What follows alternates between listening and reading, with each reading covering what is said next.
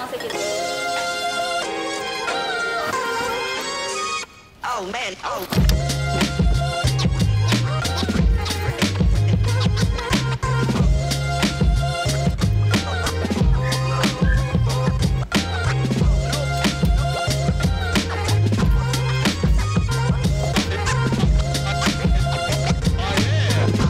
Hindi na try ko mag-effect ng pataos.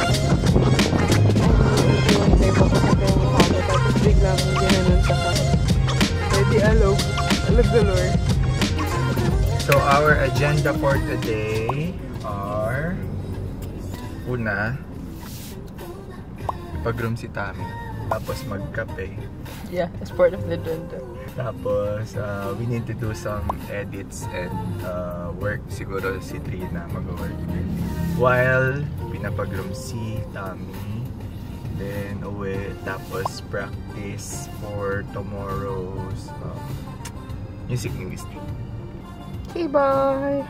Okay, so tapos na namin dalhin si Tami sa vet para sa kanyang grooming. So 2 to 3 hours babalik kami dito.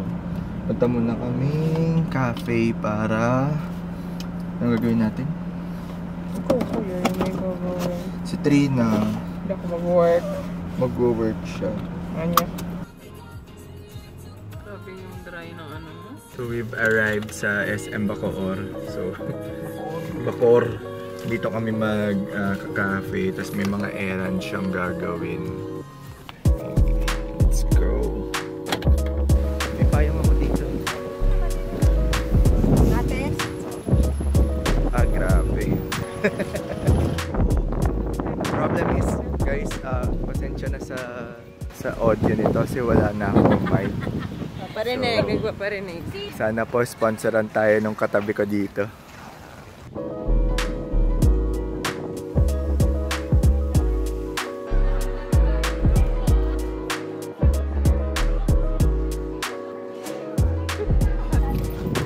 Mamadali na kami kasi biglang nag-text kay Trina yung grooming service. Ay, mali. Ano daw? Ano siya ang tawag doon? Grooming clinic? Grooming house? Basta yung pet family. Basta yun. Nag-text na tapos na daw si Tami. And Less than 2 hours pa lang. oo, kasi sabi nila 2 to 3 hours pero less than 2 hours pa lang. So, syempre di mo naman pwedeng patagalin doon. Kaya nagmamadali kaming umalis ng cafe. Deserved. Ano? Kita ko. Well, this...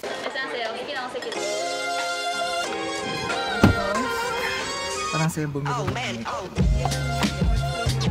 Ay tarayo, ang cinematic parang K-drama. A beautiful life. Wow, kintab. Like, wow, tebak. Ano ginagawa na? Yummy. Nagsungit ka? Oh man, oh. Nag-aayos pa yan, no? Some part ng bahay na kuya yung Tabi lang ng room nila.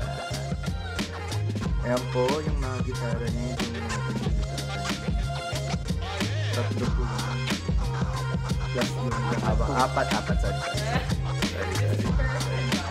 Corrected.